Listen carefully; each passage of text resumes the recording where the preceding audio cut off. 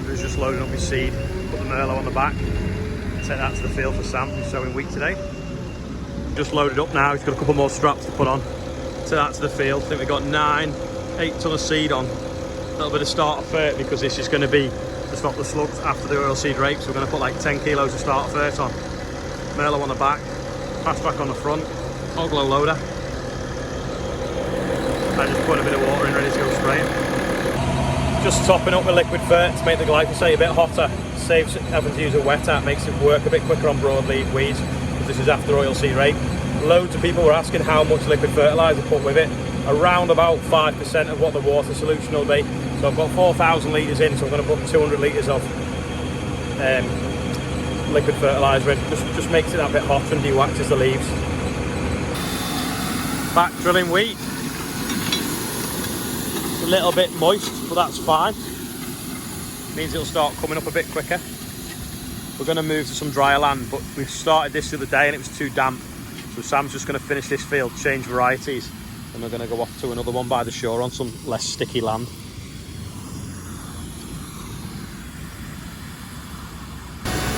We just increased the culture pressure ever so slightly to make sure it's definitely burying it properly. Seems a bit better now. The odd little bit there. It's untreated seed, this. The problem we've got is we got to this field and it was wetter than we thought it was going to be. And we want to get the drill empty of that variety of seed so we can go on to a different one. It's only about 11 acres. So we're just going to get the drill empty on it now and switch to another variety. Then we don't have to come back, because we started the other day and we got halfway around the end and it was too wet by them trees and give up. Come back today, still a bit wet by the trees, but we need to just get it finished. So what we'll probably do with this one, we'll probably just roll it afterwards, because it'll just push in them other seeds that just haven't been quite covered properly. Hopefully as well, we've got the tram liner turned off now as well. So this is straight into the rape stubble. Just been having a quick look under the straw for any slugs. Can't seem to find any, which is good, because plenty of worms eating the straw. But slugs will eat the wheat seed. But I think because the weather was so dry, they're not greeded. Sometimes we spray the oilseed rape off after we drill the wheat, so the slugs could eat the oilseed rape leaves and leave the wheat alone until it was up and growing. But to be honest, there's not really any slug damage on the rape volunteer, so that's a good sign. Hopefully there is no slugs on here. Anyway, we'll roll it anyway, just to be on the safe side. Just filming something now for Twitter for Back British Farming Day for the NFU. Today is a very important day. Not that it's 100 days till Christmas, not that it's 14 years since we lost Colin McRae, but it's actually Back British Farming Day. I'm gonna have to do that again, aren't I, because that played. This is what I filmed for the NFU. Today is a very important day, not because it's 100 days till Christmas or 14 years since we've sadly lost Colin McRae, but it is actually Back British Farming Day. So British farming is worth about 130 billion to the UK economy. So that means if we didn't grow your food, or 68% of it, then we'd have to import it in. So every year we'd have 130 billion leaving the UK economy. That's 10 times more than Jaguar Land Rover. So farming is quite important to the economy, just like exporting Range Rovers to the rest of the world. So if you're buying your shopping today, look for the British farming logo and buy British. Let's try and keep everyone in business, and let's try and up production as well, so we don't have to import as much things as well. So shop locally if you can.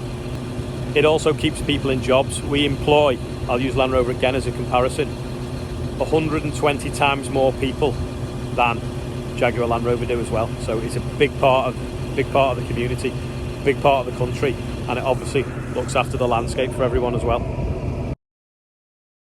Yep, 100 days till Christmas. It's also Claire Wilson's birthday as well. Just went around this field and I've knocked off one of them switches by mistake, so I've missed a chunk, so I'm going back round it now. Just spraying a little bit there. Just on the banks of the river now. Glorious day. It's not mega hot. We've got some blue skies. Still as anything. Perfect day for spraying. This is an oilseed rape stubble, so it's got some green in it, which is the oilseed rape growing. I'm spraying that off now. Sam's going to be drilling it with wheat in a minute.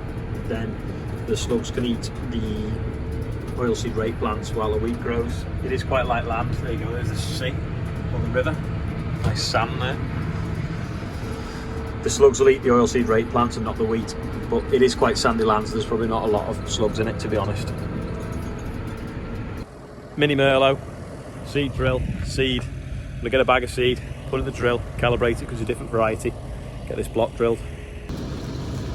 Ton bag of seed, Mini Merlo, just fits. Probably be better with a bag lifter because then we could not have to lift the boom as high and then boom out further. But yeah, alright. Quick bag of salty fertiliser in, that should stop the slugs. Just wait for Sam to get out of the way so I don't clobber him with the boom when I turn round. So I've sprayed the headland now, I'm starting in the middle, and then he's going to start sowing the field now. So we'll do the headlands first.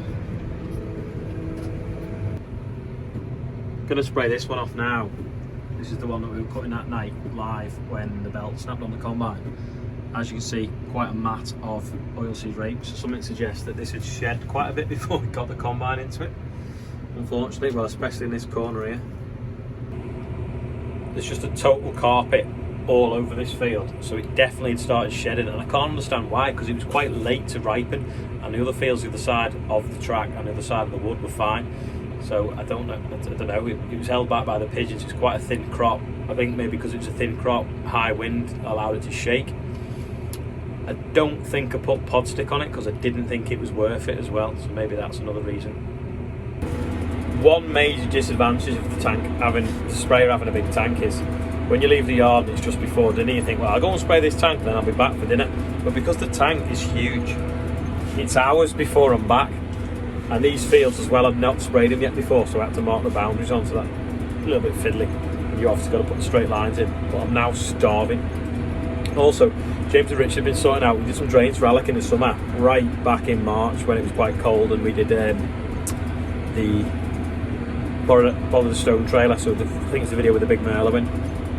Anyway, I was stoning up and Adam was doing the drains, and he set off with the drain and I put like a lump of soil on the end, stamped it down. Then when I got the stone trailer, without realising, as Adam had set off, it pulled the pipe and it shot back down the trench, so it wasn't reaching the pond. Anyway, the outlet wasn't working properly, so James has gone down to investigate, dug back with a spade, couldn't find the pipe, dug back with a digger. Anyway, it sprung back 10 metres into the field, or pulled 10 metres without us realising when we'd stoned it up. So that it was basically working as a French drain for the summer. Anyway, we had to dig it back, put a piece of pipe in it and off we go. But yeah, it's just one of them jobs that you kind of, we had a nightmare that day because something snapped on the drainer, so we had to come back and mess about and weld it and different things and put the trench wide, I think, as well. It's a bit of messing about. Anyway, that's sorted hopefully now, and then he's going to go to them 2 holes that washed out at Rainhill, the drains that are wrong. He's going to try and dig down to them and repair them as well. There's Sam now, just finished most of that field. He's got a little bit left to do in that corner, and he's going on through the woods. Summer barley update. It's actually starting to shoot. Where is it now? There we go. Got that now. We've got barley heads. So, I don't know, in a week or so. Oh, in fact, you can see better there actually. This is in Whisker now, isn't it? There you go. In Whisker, loads of little paintbrushes. This bit of the field, obviously, this was quite wet, so it's probably wasn't the best bit of winter barley just here. So there must have been some residual nitrogen that's making this bit grow a bit better than the rest of the field. So it's funny really, it's like the reverse. The poorer bits of winter barley are now look like they'll yield better as spring barley because it's not been waterlogged and it's been able to grow, and it's got all of the nitrogen the other crop couldn't utilise. We go over here now, we've obviously got the sunflowers. Don't know what's happened there, but we're a good foot higher than the rest. So I don't know what they've got hold of, unless there was a bit of fertiliser spilt or something, I'm not sure. But yeah, these are pretty good, pretty big. Lots of ground cover from them and lots of root structure. These are the tall ones. Little buds in the middle now. Yeah, so we'll keep an eye on this barley. A couple of days, I mean, you can see there, it's like, look up there, it's got a different colour, that's where the whiskers are coming out. So we'll keep an eye on it over the next few weeks. And if the weather stays calm, we might even be able to combine it as well. Just had a headstock upgrade on the Merlo, so we just had to modify the bucket because it wasn't latching properly.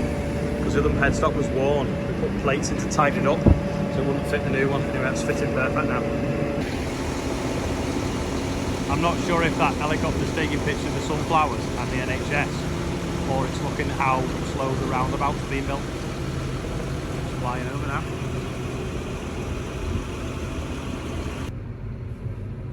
Spraying this wheat stubble off now for barley, hoping that any volunteer wheat has grown, so we don't end up with wheat in the barley like we did this year. Got my cup holder mounted and my phone holder and marker pen holder. This is the hole that had washed in. We thought there was a drain underneath, but we got that deep now and we can't even find a drain. Just a stone.